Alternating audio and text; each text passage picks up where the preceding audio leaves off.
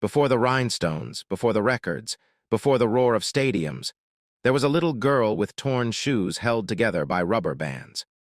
Her name was Cher May, born May 20, 1946, in El Centro, California, a desert town where dreams cracked under heat and poverty pressed against the ribs like a second skin.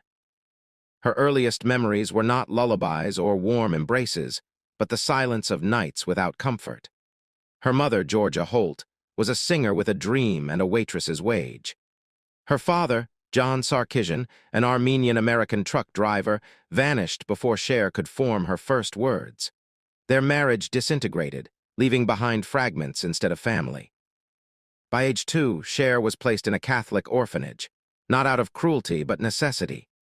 Georgia, overwhelmed and desperate, made the impossible choice, and so the child who would one day command global stages began her life clutching strangers' hands, watching her mother walk away.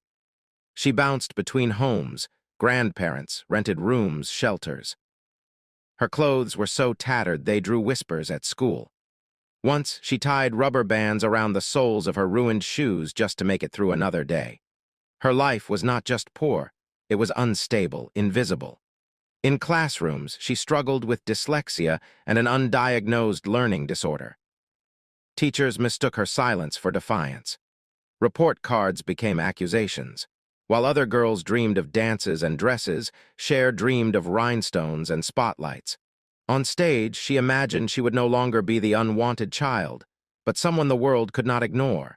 At 16, she dropped out of school, packed a small suitcase filled with impossible dreams, and boarded a bus to Los Angeles. She had no money, no plan, only hunger. Not for food, but for permanence. And in that hunger was the first spark of the phoenix. Los Angeles in the early 1960s was a city of broken promises. The streets shimmered with dreams, but most were illusions. For Cher, just 16 and carrying nothing but a suitcase and a hunger to be seen, it was a place of fragile lifelines. She had no money, no connections, no plan, only the certainty that she could not go back. And then came Sonny. Salvatore "Sonny" Bono was not yet famous. He was a hustling songwriter with a couch to spare and a heart that recognized something in Cher, a spark, a sadness, a fire. What began as convenience became survival. What began as survival became partnership, and what began as partnership became destiny. They were mismatched in every way. He was short, scrappy, and already weary of the industry. She was tall, magnetic, and still raw with possibility. But together they created something no one saw coming. In 1965, their voices twined together in "I Got You, Babe." It was not just a hit, it was a declaration. A girl who had once tied rubber bands around her shoes now sang to millions. The song was simple, but the impact was seismic. It pulled Cher from the abyss of invisibility and planted her firmly in the spotlight. But fame is fickle. Their early hits faded. Their films flopped. The spotlight cooled. To survive, they pivoted to smoky Las Vegas stages, where sequins glimmered beneath cheap neon and the scent of spilled cocktails hung in the air. Night after night, Cher sang not for glamour, but for survival. Her voice carried the ache of a child left in an orphanage, the fear of shoes falling apart, the endless hunger for permanence.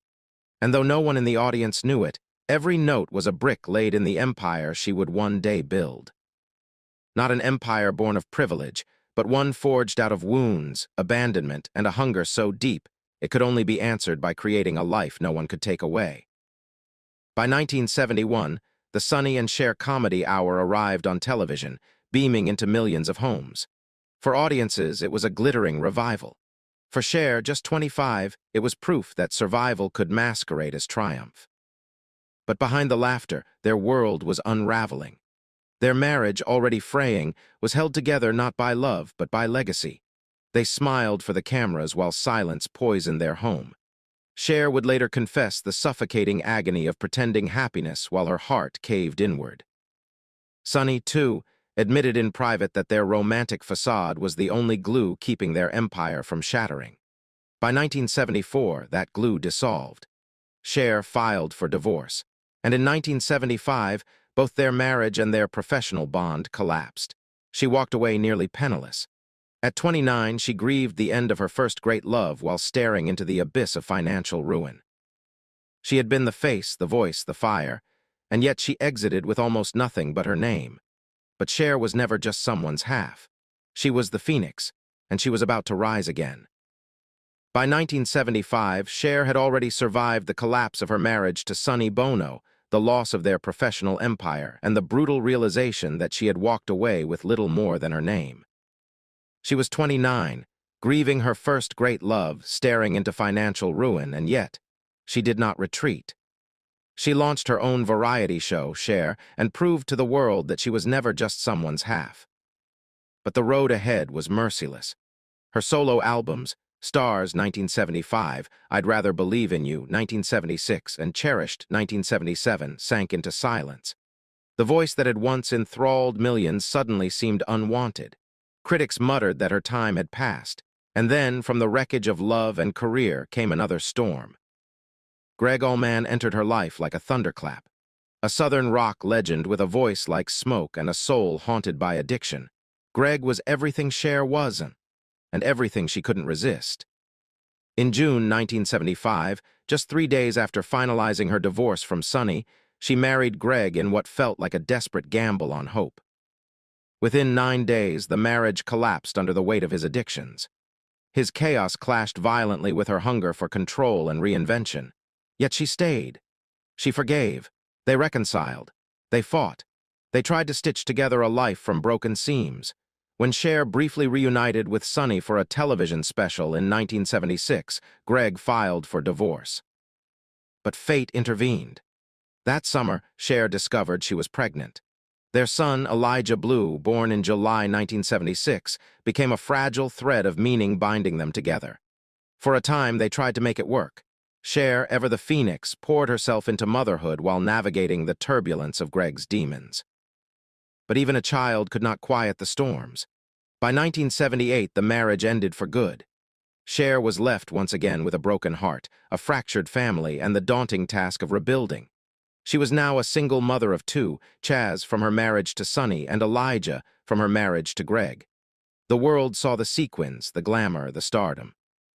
But behind the glitter was a woman who had loved deeply, lost painfully, and still refused to disappear. Her story was no longer just about fame. It was about endurance. And though the charts had gone quiet, Cher's fire had not. She was about to rise again, not through music, but through reinvention. The kind only a woman forged in heartbreak could summon. By the late 1970s, Cher's music career had stalled. Her marriage to Gregg Allman had ended. She was a single mother of 2, navigating heartbreak, financial strain, and an industry that had begun to treat her as a relic. The sequins still sparkled, but the spotlight had dimmed. Critics dismissed her as a novelty act, a Vegas holdover, a woman whose time had passed. But Cher was never just a singer. She was a shapeshifter, and so she pivoted again. In the early 1980s, she turned to acting, not as a vanity project, but as a reinvention. She studied, auditioned, and fought for roles that would allow her to shed the glitter and show the grit. Hollywood was skeptical. Directors doubted her. Studios hesitated. But Cher, forged in the fires of abandonment and reinvention, refused to be erased. Her breakthrough came in 1983 with Silkwood, opposite Meryl Streep. As Dolly Pellicker, a lesbian labor activist, Cher delivered a performance so raw, so grounded, that critics were stunned. She earned an Academy Award nomination for Best Supporting Actress. Suddenly, the woman once dismissed as a pop novelty was being called a serious actress. But she wasn't done. In 1985, she starred in Mask, portraying a tough, loving mother to a son with a rare disease. Her performance was fierce, tender, unforgettable. She won Best Actress at Cannes. And still, she wasn't done. Then came Moonstruck. In 1987, Cher played Loretta Castorini, a widowed bookkeeper who falls in love with her fiancé's brother. The role was complex, comedic, romantic, and deeply human. Cher didn't just play Loretta, she inhabited her. The performance was luminous, and the Academy took notice. She won the Oscar for Best Actress. It was not just a win. It was a coronation. A woman who had once tied rubber bands around her shoes now stood on the world's most prestigious stage, holding gold in her hands. And she did it not by conforming, but by transforming. She wore a sheer black Bob Mackie gown to the ceremony, a defiant, dazzling rebuke to every critic who had ever called her unworthy. She accepted the award with grace, humor, and the quiet triumph of someone who had been counted out too many times to care. Cher had become more than a pop star, more than a survivor, more than a comeback. She had become a force.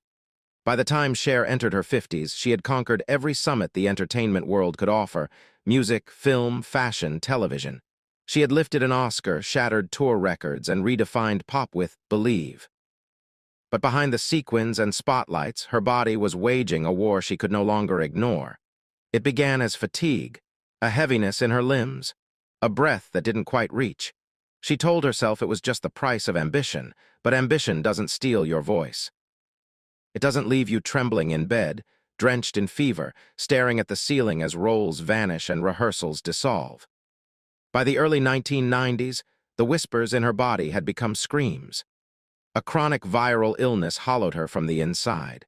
Pneumonia followed, tightening its grip until even climbing stairs felt like drowning. The woman once famed for endurance now struggled to stand. Her voice, the instrument that had carried her from orphanage to empire, shook under the weight of weakness. She canceled meetings she had once fought desperately to secure. She watched million-dollar roles dissolve before the ink dried. Tours that might have filled her accounts with lifelines of income never even made it to rehearsals. Every no she was forced to give carried not just disappointment, but the terror of financial instability returning like an old ghost. And behind closed doors, there were tears no audience would ever see. She did not dramatize her suffering. She did not seek pity. She simply endured, quietly, fiercely. Alone, friends recalled her collapsing backstage during the Do You Believe tour of 1999. Nights when Roman IV drips became her only fuel, when bruises hid beneath glittering gowns, when injections were the only way to keep her knees from buckling before the curtain rose. And still she sang. Because every ticket sold, every city conquered was not vanity. It was survival alchemized into spectacle. It was the child who once tied rubber bands around her shoes now standing in diamond-studded boots, refusing to be erased. Her farewell tour, announced in 2002, stretched until 2005. It grossed more than $250 million. Each night, fireworks lit arenas. Each morning, her joints burned with fire. Fans saw glamour. She felt grit. Her wealth shimmered in headlines, but every dollar was written in blood, sweat, and silence. Cher's body did not betray her. It bore her through illness, through exhaustion, through decades of reinvention. It carried her voice when her spirit faltered. It stood when her heart broke. It endured when the world doubted. And in that endurance, she became something more than an icon. She became a testament to every woman whose body has been dismissed, to every artist who has performed through pain, to every soul who has whispered, just one more day. Cher did not just survive. She sang through the suffering. She danced through the damage. She rose through the wreckage, and the world listened. By the early 2000s, Cher had done what few believed possible. She had survived the collapse of her marriages, the betrayal of business partners, the erasure of critics, and the betrayal of her own body. She had turned disco into defiance, acting into artistry, and pop into permanence. Her farewell tour had shattered records, grossing over $250 million. Her voice had filled arenas, even as her knees buckled and her breath faltered. But when the curtain finally fell, Cher did not chase another spotlight. She chose silence, not as surrender, but as sovereignty. She retreated to her Malibu estate, a Renaissance-inspired mansion perched above the Pacific, where every sunset whispered of survival. Massive bronze doors opened to cool marble floors, and windows framed endless ocean views. It was not just a home, it was a fortress. A place where the girl who once tied rubber bands around her shoes could finally walk barefoot in peace. Scattered across Beverly Hills were more estates, each one a chapter etched into the book of her reinvention. Her garage housed a fleet of luxury, Rolls-Royces gleaming under soft lights, a Porsche 911 roaring like a heart that never stopped burning, a Cadillac Escalade quietly carrying decades of triumph and sorrow. But this story was never about wealth. It was about the cost of it, because every dollar in that empire carried a scar. Every estate, every car, every diamond-studded costume was a silent witness to the nights she collapsed backstage, the mornings she woke drenched in fever, the contracts she signed while her body begged for rest. Her fortune was not inherited. It was wrestled from the jaws of despair. And yet, even in solitude, Cher remained a force. She continued to appear, to speak, to sing on her own terms. She lent her voice to causes that mattered. LGBTQ+ rights, women's health, chronic pain advocacy. She launched wellness ventures not for profit but for purpose. She turned grief into generosity, illness into empathy. Her family remained her anchor, her children, Chaz and Elijah, each carrying pieces of her fire. Her grandchildren, reminders that survival blossoms into legacy. She joked about being an old broad with a big family, but behind the humor was a pride no trophy could rival. She no longer needed applause. She had permanence, and in that permanence she became something more than a pop icon. She became a matriarch of meaning. A woman who had been erased, dismissed, betrayed, and still chose to rise. A woman who had turned every fall into flight. A woman who had built an empire not from fame but from fire. There is a myth in entertainment that aging is exile, that once the spotlight dims, the artist must retreat, fade, vanish. But Cher has never obeyed myths. She has rewritten them. Now in her 70s, she walks not as a relic of fame, but as a rhythm of truth. Her face, once splashed across album covers and movie posters, now carries the lines of survival. Her voice, once the anthem of youth, now echoes with wisdom. She does not chase relevance, she defines it. She still performs, still speaks, still sings.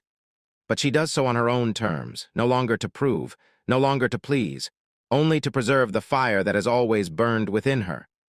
She remains a presence on social media, her wit as sharp as ever, her commentary unfiltered.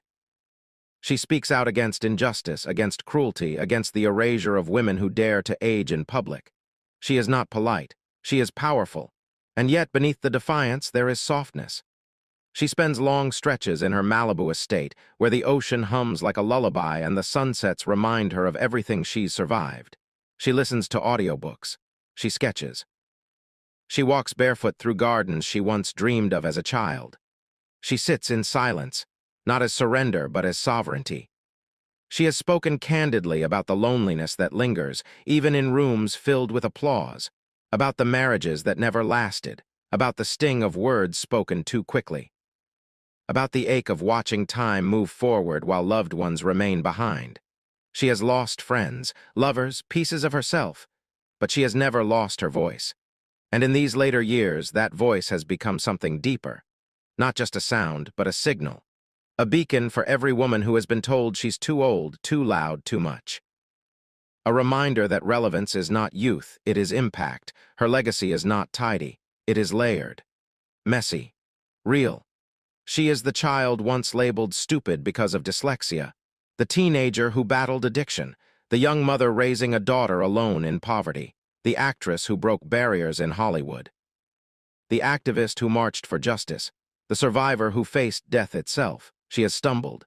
She has spoken in ways she later wished she hadn't. She has been wrong, imperfect, human, and that may be her greatest lesson. That meaning is not erased by mistakes. That scars, when carried with honesty, become maps for others. That strength is not in never falling, but in rising again even when the world watches. She does not pretend to be flawless. She does not pretend to be finished. She simply continues. And in continuing, she becomes something more than a legend. She becomes a mirror for every girl who was told she couldn't, for every woman who was told she was done, for every soul who has ever whispered, "I'm still here."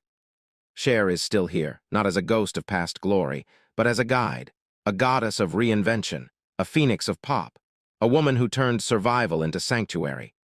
By the time Cher crossed into her 70s, she had outlived every prediction, every dismissal, every attempt to erase her. She had survived poverty, betrayal, illness, and the brutal churn of an industry that devours its own. And yet, she remained, not as a relic, but as a rhythm. Not as nostalgia, but as necessity. Her legacy is not a museum. It is a movement. It lives in the artists who dare to reinvent, in the women who refuse to apologize for aging, in the voices that rise from silence and say, "I'm still here."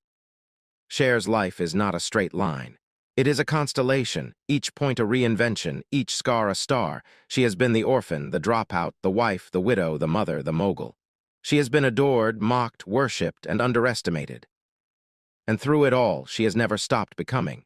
She no longer performs to prove, she performs to preserve. Her Las Vegas residencies, her surprise appearances, her social media quips, they are not acts of vanity. They are acts of defiance. Proof that survival is not just endurance, it is artistry. That relevance is not youth, it is impact. And yet, beneath the glitter, there is quiet. She spends long stretches in her Malibu estate, where the ocean speaks in waves and the sunsets remind her of everything she's survived. She listens to music. She sketches. She walks barefoot through gardens she once dreamed of as a child.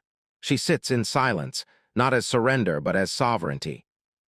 She has spoken of solitude, not as loneliness but as liberation. "I don't want someone in my house," she once said with a laugh that carried decades of heartbreak. She has loved deeply, lost painfully, and chosen again and again to live on her own terms. Her family remains her anchor, her children, Chaz and Elijah, each carrying pieces of her fire. Her grandchildren, reminders that survival blossoms into legacy. She jokes about being an old broad with a big family, but behind the humor is a pride no trophy could rival. She no longer needs applause. She has permanence, and in that permanence she becomes something more than a pop icon. She becomes a matriarch of meaning, a woman who has been erased, dismissed, betrayed, and still chose to rise. A woman who turned every fall into flight, a woman who built an empire not from fame but from fire. Her legacy is not in the records sold, though there are over 100 million. Not in the tours, though they've grossed hundreds of millions. Not in the homes, the cars, the gowns, the gold. Her legacy is in the lives she's touched, the voices she's inspired, the courage she's awakened. She is not just Cher, she is a verb, she is a rhythm, she is a way of being. To share is to survive, to share is to shine, to share is to rise. There comes a point in every life when the spotlight no longer defines you, when the applause fades, the contracts slow, and the world begins to ask not what you've done, but what you've meant. For Cher, that reckoning did not arrive with age. It arrived with silence. The silence of illness. The silence of grief.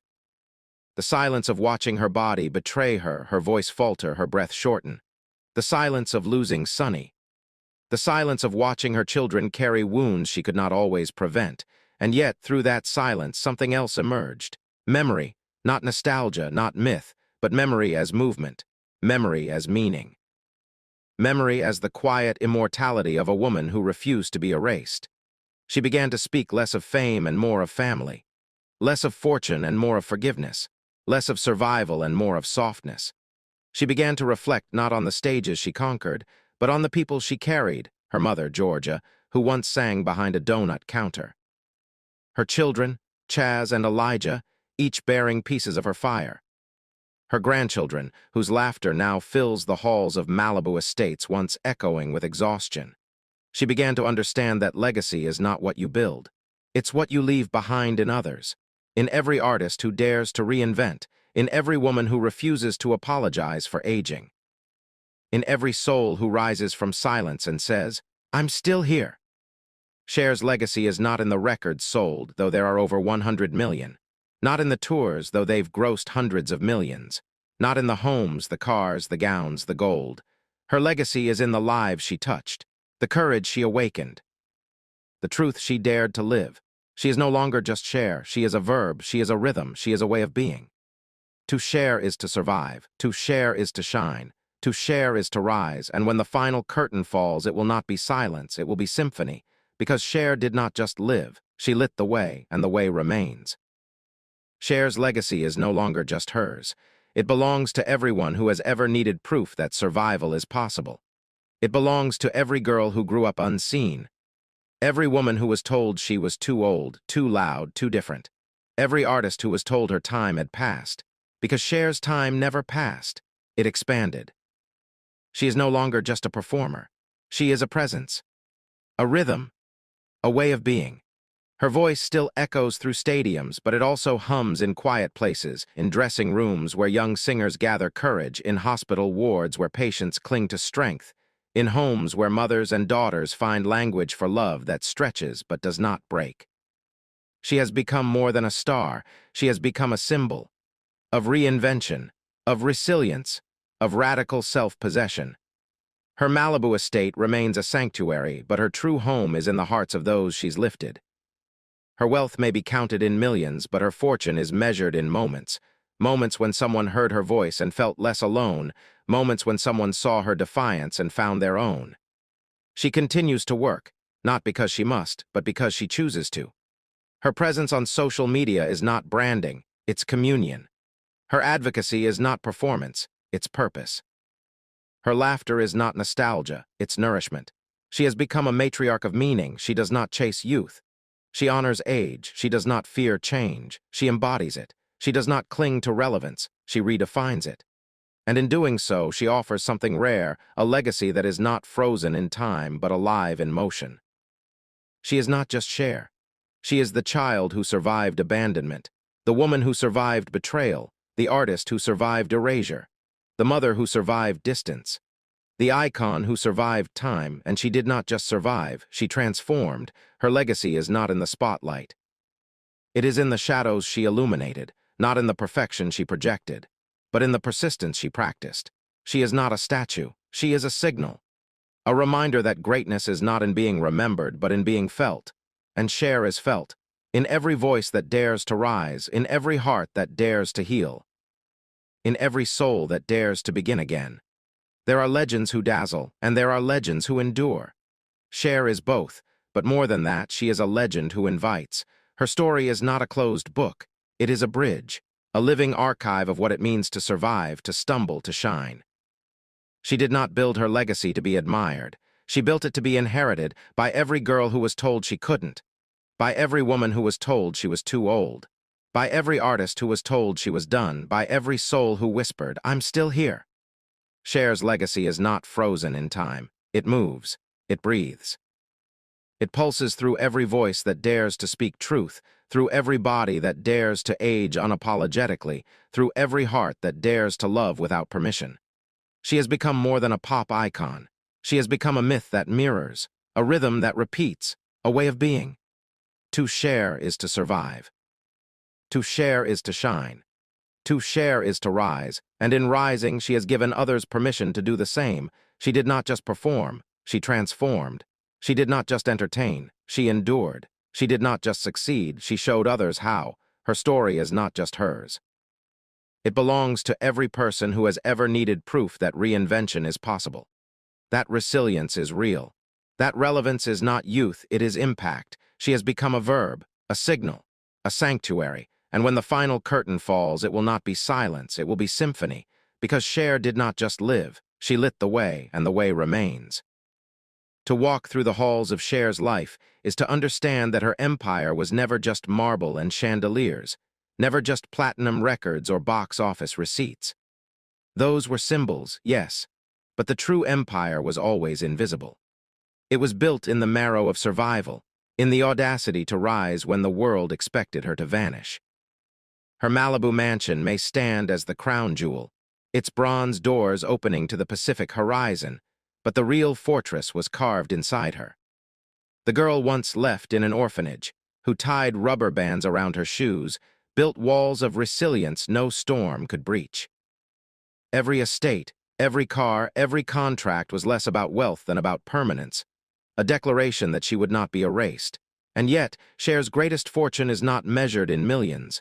It is measured in mornings, in breaths, in the laughter of grandchildren echoing through halls once haunted by silence, in the courage of her son Chaz, whose journey toward truth she first stumbled through, then embraced, until her hesitation became advocacy, in the imperfect but enduring bond with Elijah, stitched together by love that survives distance and fracture.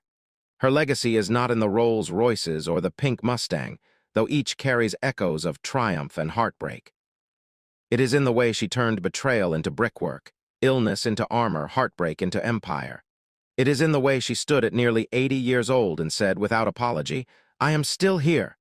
I am still becoming." That is the true inheritance she leaves behind, not the Malibu cliffs, not the Las Vegas residencies, not the $360 million fortune, but the proof that survival itself can be sculpted into art. That reinvention is not a trick but a truth. That relevance is not youth but impact. Her story is not a monument. It is a map. A map for every girl who feels invisible. A map for every woman told she is finished. A map for every soul who has ever whispered, "I cannot rise again." Cher rose, again and again. And in rising, she lit the way. So when the final curtain falls, it will not be silence, it will be symphony. Not applause for a performance, but gratitude for a life that proved survival is sacred, reinvention is possible, and love, however fractured, endures. Because Cher's empire is not marble or music. It is memory. It is movement. It is the immortal rhythm of a woman who refused to be erased. Legends end. Myths endure. And Cher, after nearly 8 decades of survival, has crossed that threshold. She is no longer only a singer, an actress, or even an icon.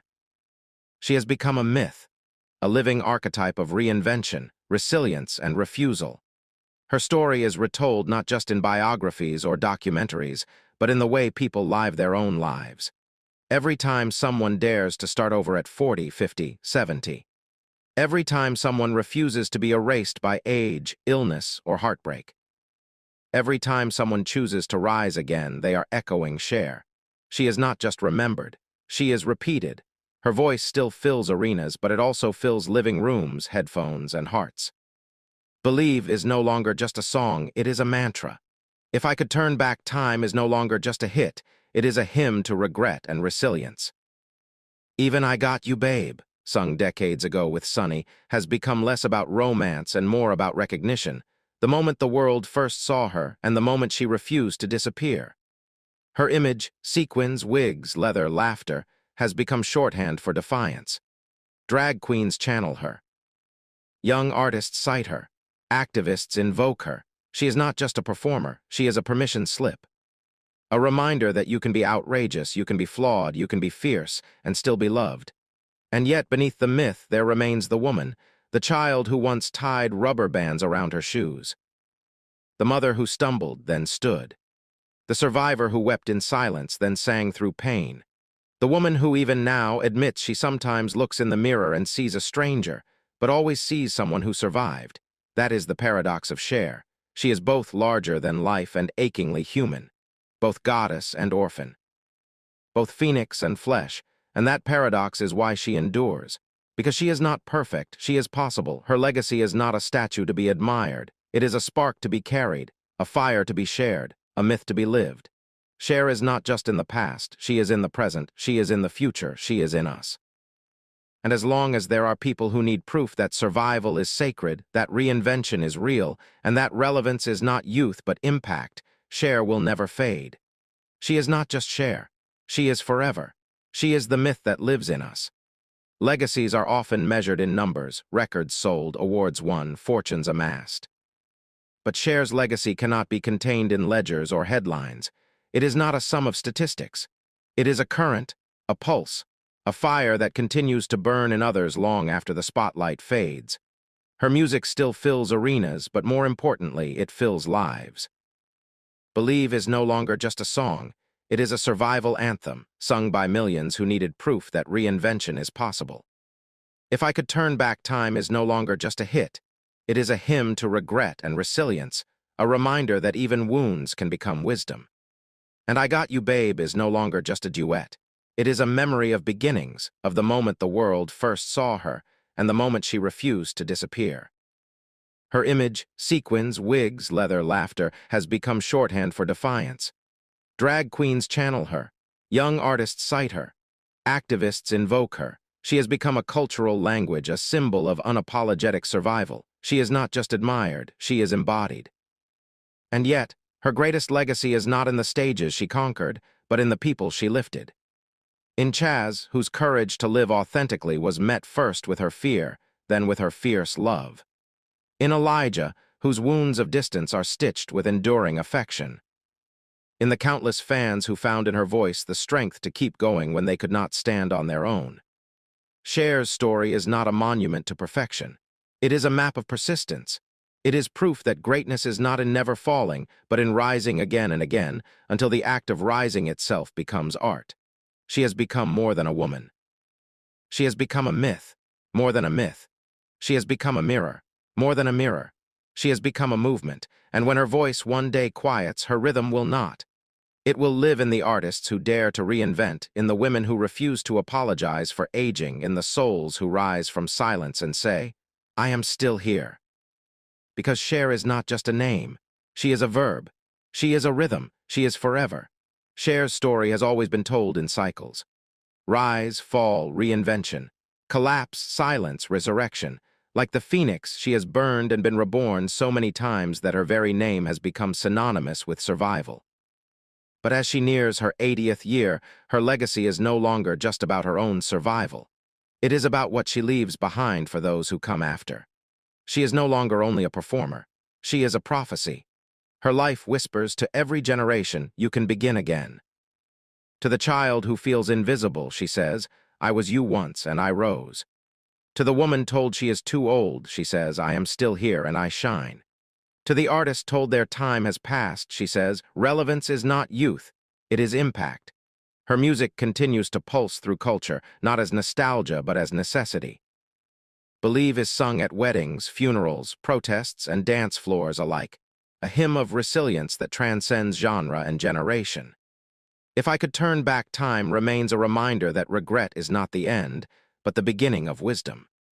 And I Got You Babe endures as a symbol of beginnings, of the moment the world first saw her, and the moment she refused to disappear.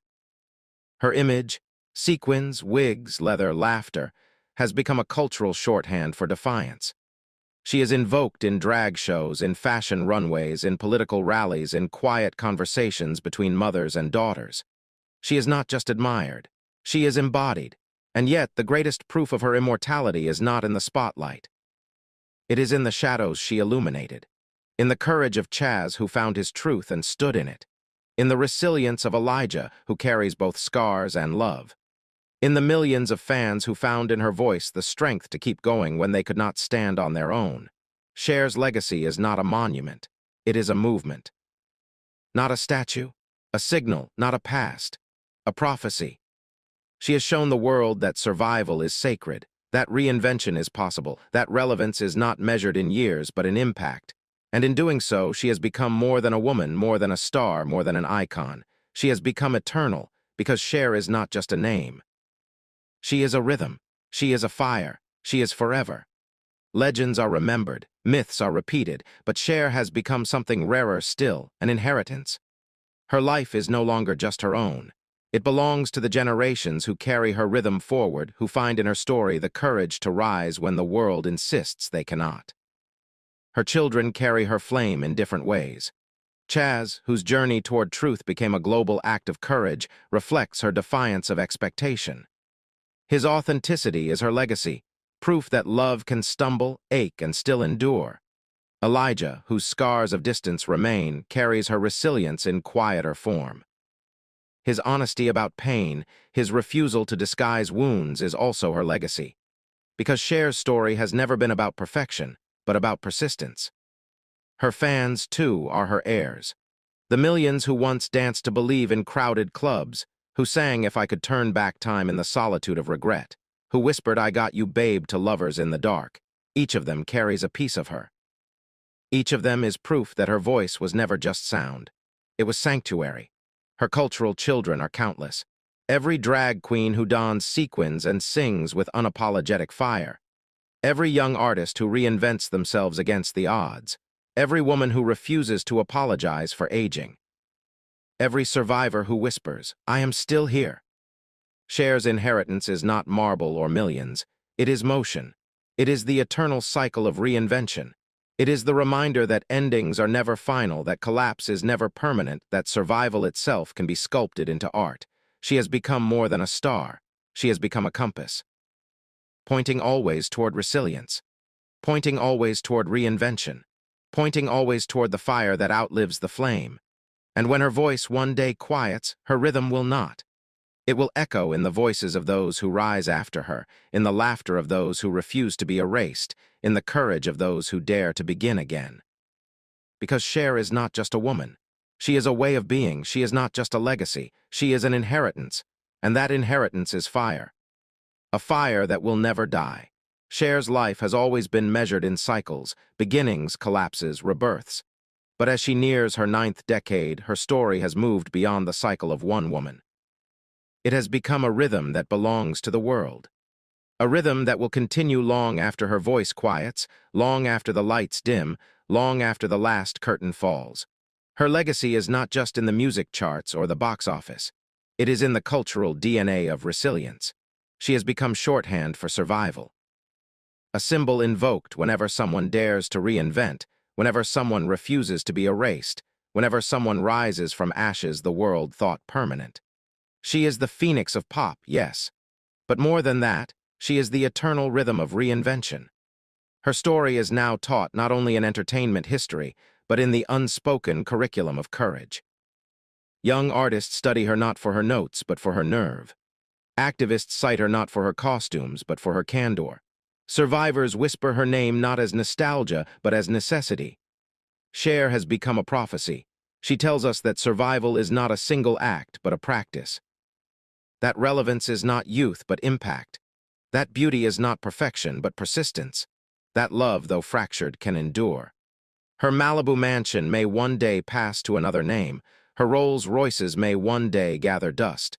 Her records may one day be archived, but her rhythm will never vanish. It will live in the voices of those who rise after her, in the laughter of those who refuse to be silenced, in the courage of those who dare to begin again.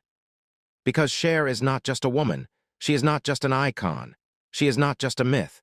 She is a rhythm, she is a fire, she is forever. And when the world speaks of resilience, when it speaks of reinvention, when it speaks of the courage to rise again, it will speak of her. Cher is not history. Cher is inheritance. Cher is immortality. To speak of Cher's legacy is to speak of something that cannot end. Her story is not a closed book, but an open rhythm, one that continues to echo long after the curtain falls. She began as a child abandoned in an orphanage, with shoes held together by rubber bands. She became a woman who built an empire of music, film, and fortune. But her true empire was never marble, never gold, never sequins. It was survival itself. She taught us that reinvention is not vanity, it is necessity. That relevance is not youth, it is impact. That beauty is not perfection, it is persistence. She showed us that love, though fractured, can endure. That motherhood, though imperfect, can deepen. That illness, though cruel, cannot silence a spirit forged in fire. Her Malibu mansion may one day belong to another. Her Rolls Royces may one day gather dust. Her records may one day be archived. But her rhythm will never vanish. It will live in the voices of those who rise after her, in the laughter of those who refuse to be erased, in the courage of those who dare to begin again. Cher is not just a woman. She is not just an icon. She is not just a myth. She is a rhythm. She is a fire. She is forever. And when the world speaks of resilience, when it speaks of reinvention, when it speaks of the courage to rise again, it will speak of her. Because Cher is not history. Cher is inheritance. Cher is immortality. Her legacy is not applause, it is endurance. Her legacy is not sequins. It is survival. Her legacy is not in the spotlight. It is in us. And so the story ends where it began, not with a girl in broken shoes, but with a woman who proved that nothing, not poverty, not betrayal, not illness, not even time itself, could erase her. Cher will always rise. And because she rose, so can we.